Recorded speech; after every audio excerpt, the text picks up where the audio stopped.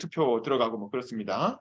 이 책은 제 느낌은 그랬어요. 저도 마키아벨리 제가 워낙 좋아하잖아요. 아마 여기 들어오신 분들 다 마키아벨리는 좋아하실 텐데 군주론은 뭐 어렸을 때 워낙 많이 읽었고 로마사 논거는 또 우리 인생에 굉장히 큰 충격을 준 책이죠. 그래서 사실은 정치학도로서의 정체성을 형성하는데 로마사 논거가 사실 굉장히 큰 영향을 미치잖아요. 그래서 사실 군주론 정도는 그냥 고등학생들도 많이 읽는데 정치학과를 들어왔으면 로마사 논거 정도는 읽어줘야 그래도 정치학 좀 이렇게 냄새라도 좀 맡아봤다 이렇게 되는 거잖아요.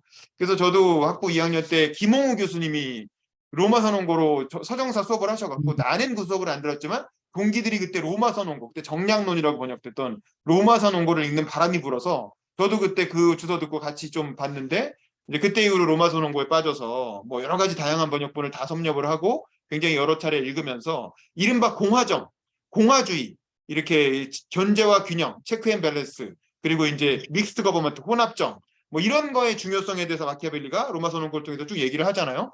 그래서 이제 그게 우리한테 머릿속에 많이 들어와 있단 말이야. 마키아벨리 하면 뭔가 대단한 이렇게 공화주의자이면서 어떤 겉모술수나 어떤 정치공학에도 능한 그야말로 우리가 생각하는 정치학, 더 폴리티컬, 정치학을 만들어낸 그런 어떤 그 아버지죠. 우리 정치학도들의 마음의 아버지라고 이제 마키아벨리를 생각을 하는데 이 피렌체사가 마키아벨리의 마지막 작품이잖아요. 이건 사실은 그러니까 군주로는 취업을 위해 쓴 자기소개서고 로마 선언고는 친구들이랑 독서 모임 한 거 정리한 거잖아. 사실은 그 티투스 리비우스의 로마사를 읽고 우리가 이렇게 독서 모임 한 내용을 갖고 정리한 게 로마 선언고거든. 거기가 진짜 본 생각이 있고 군주론에는 이제 취업하기 위해서 군주한테 잘 보이려고 혼신의 힘을 다해서 쓴 거지. 근데 그에 비하면 이 피렌체사라는 건 일종의 용역 보고서, 용역 보고서. 이제 이렇게 되게 용역 주잖아요. 우리 공무원들이 학자한테 이거 한번 해봐. 그 용역 보고서를 나름대로 열심히 정리를 해가지고 이렇게 피렌체에 낸 거지. 그래서 사실은 군주론이나 로마 선언고에 비하면 마키아벨리의 어떤 독특한 생각이 들어있다기보단 그냥 이제 피렌체의 역사 한번 정리해 보세요. 뭐 돈 줄 테니까 그러니까 네 알겠습니다 하고 돈 받고 열심히 그냥 일을 한 그런 업적입니다. 그래서 사실은 앞에 두 권에 비하면 이 피렌체사가 분량이 굉장히 두꺼운데도 불구하고 그렇게 널리 번역은 안 됐어요. 그래서 우리나라에서도 지금까지 번역이 안 되다가 원래 사실 로마 선언고도 잘 번역이 안 됐었지. 근데 로마 선언고는 90년대 이후에 많이 알려져서 번역이 좀 됐고 피렌체사는 이번에 처음 2020년대에 와서야 처음 첫 번역이 나온 거예요. 그래서 내용을 보면 저 그런 생각이 들었어요. 이게 사실 그냥 이탈리아의 역사잖아. 이탈리아 로마가 멸망할 때부터 뭐 오도 아킬레 나오고 막 그 동로마 서로마 분열되고 막 이런 얘기부터 시작하잖아요. 그래서 로마가 멸망할 때부터 1권 딱 끝날 때 피렌체의 역사 시작한다고 하잖아요. 그러니까 본격적인 피렌체사에 들어가기 전까지의 이탈리아의 한 1000년 정도에 걸친 역사를 쫙 훑어주고 있거든. 근데 보시면 아시겠지만 틀린 게 또 엄청 많아요. 그래갖고 역자가 그걸 다 수정을 해. 마키아벨리가 딱 말하면 그 옆에 조그만 글자로 해서 이렇게 사실은 이렇다. 사실은 날짜 틀렸고 뭐 사람 이름 틀렸고 뭐 이런 걸 이제 다 수정을 해주거든요.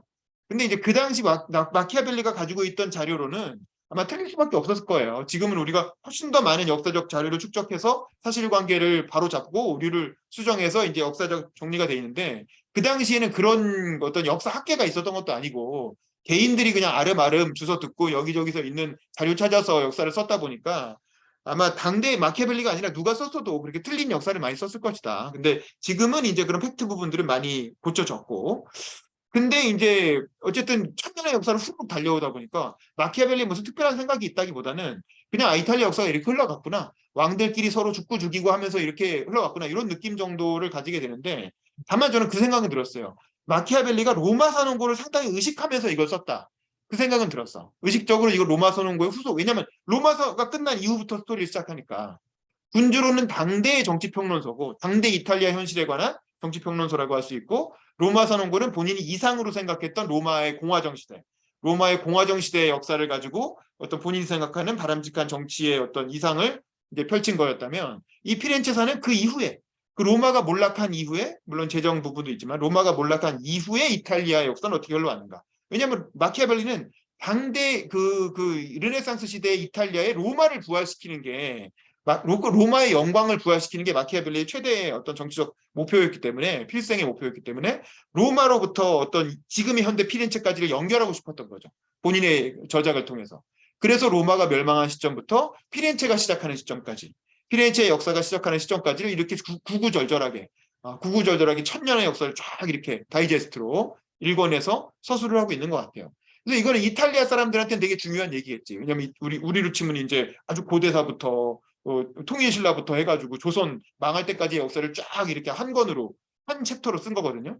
그러니까 우리로 치면 쫙 역사가 달려가는데, 근데 이제 그 어쨌든 이탈리아 사람들한테 중요한 얘기인 것 같고, 다만 우리는 굳이 이런 얘기를 우리가 다 알 필요는 없죠. 뭐 구체적인 여기서 팩트가 좀 틀리고 뭐 이런 거를 너무 신경 쓰면서 읽을 필요는 없을 것 같고, 그냥 주마간산식으로 그때 이런 일이 있었다고 당대에는 기록을 했구나라고 그냥 그 정도로만 알고 넘어가면 될 것 같고, 그런 다만 끝나기 전에 마지막으로 좀 인상적인 건 맨 마지막 부분에 그 얘기를 해요. 이탈리아의 군대, 그러니까 이게 수많은 공국들이 생겨나고 뭐 서로 죽고 죽이고 뭐 교황들끼리 둘로 쪼개져서 대립교황이 생겼다가 다시 합쳐졌다가 뭐 이러는 과정에서 이탈리아의 군대가 얼마나 약체화되었는가. 이탈리아의 군대가 직업군인끼리의 어떤 쇼잉, 전쟁을 하는 다 용병들이기 때문에 자기 병사가 죽으면 손해잖아. 그래서 베르세르크에 나오는 그런 처절한 싸움을 하지 않았다는 거예요. 싸우는 흉내만 내고 교전하는 척 쨍쨍 부딪히고 전쟁 끝났더니 실제로 다친 사람은 말에서 떨어져서 다친 사람 하나 뭐 이 정도로 그 이탈리아의 군대가 군으로서의 어떤 용맹성을 상실하고 굉장히 약체화되어 있는 현실. 그거는 군주론에서도 비판하고 로마 선언고에서 비판하거든요. 마키아벨리가 그때 이탈리아가 망하고 프랑스의 침략을 당하고 스페인의 침략을 당하고 완전히 유럽의 약소국으로 전락한 이유는 군대가 약해서 그런데, 아니 로마 시대에 그렇게 강력했던 세계를 제패했던 이탈리아의 군대가 왜 이 꼴이 됐느냐? 그거는 이런 어떤 용병에 의존하는 습관, 자기 스스로 자기 나라를 지키기 위해서 칼을 들지 않고 돈을 주고 용병을 쓰는 그런 나쁜 문화가 어떤 이탈리아의 각 이렇게 공국들에게 퍼져나가면서 이탈리아 군대가 이렇게 약체화됐다. 이건 문제다라고 하는 점을 일관되게 로마 선언과 마찬가지로 피렌체사에서도 마지막 부분에 일관되게 그 부분은 지적하고 있다. 그래서 그거는 저는 인상 깊었고, 본격적인 이야기는 2권부터 시작한다. 2권부터. 그래서 여러분들도 이 책의 2권을 읽을 때 피렌체사 이제부터 스타트라고 생각하고 읽으시면 될 것 같고, 특히 이제 마키아벨리는 로마 선언고도 그렇지만 갈등에 주목하는 정치학자잖아요. 갈등. 그래서 이제 로마 선언고에서도 보면 평민과 귀족 간의 갈등이 얼마나 로마를 강력하게 만들었는가. 이런 얘기를 하잖아요. 그리고 이 피렌체사에서도 뭐 이 피렌체의 역사가 이른바 기벨린과 구엘른인가요? 그래서 이제 그 황제파와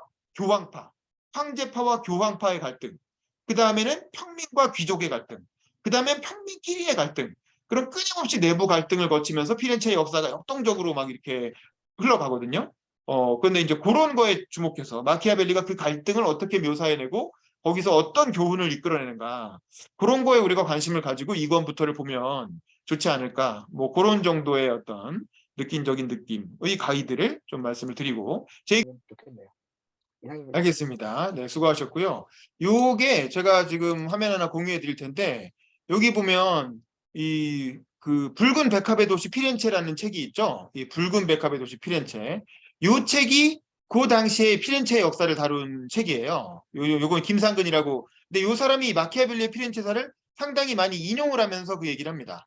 붉은 백합의 도시 피렌체. 저도 이거 그 한 반쯤 보다가 회사에 이렇게 놓고 조금씩 보고 있었는데 어떤 놈이 가져갔어. 그래갖고 도둑 맞았어. 근데 책이 아마 예쁘게 생겨서 이 노조 사무실이 아무나 막 들락달락하는 공간이니까 그냥 쓱 가져가 버렸더라고요. 그래서 나쁜 놈들이 많아요. 근데 어쨌든 요 책이 보면 이게 훨씬 더 친절하게 쉽게 그 당시 역사에 대해서 쭉 설명을 하고 있는데, 마키아벨리 피렌체사의 논조를 따라가면서 이렇게 얘기를 하고 있더라고요. 그래서 혹시 이 내용으로 이해가 안 되면 이 붉은 백합의 도시 피렌체라는 책을 참고해서 같이 보시면 훨씬 더 당시 역사가 쉽게 이해가 될 것이다. 이제 그런 조언을 드리고, 오늘은 이걸로 마무리하는데, 끝내기 전에 사진 한번 찍고 끝내겠습니다. 자, 화면 잠깐 봐주세요. 하나, 둘, 셋. 다들 V자를 많이 하셨네요. 확인 좀 하겠습니다.